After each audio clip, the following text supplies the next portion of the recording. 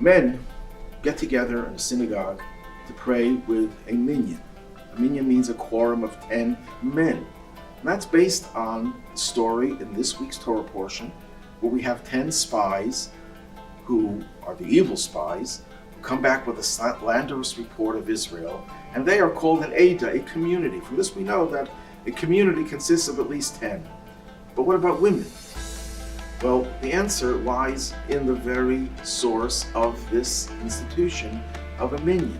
A minyan is a creation, an external creation that is needed for men who are more or less dealing with the outside world, who engage the hostile world, spiritual hostile world, and they have to struggle with all the temptations.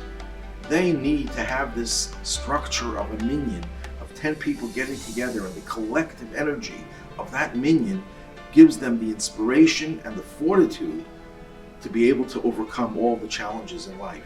Women by nature are much more spiritually attuned.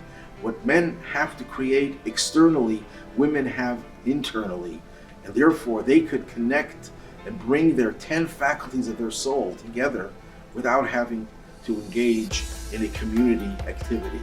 Women have a much more sensitive and spiritual makeup, and that's why in this week's Torah portion, when the Jews, when they heard the slanderous report and they refused to go to the promised land, and they were all punished that they would not live to see the promised land, that did not include women.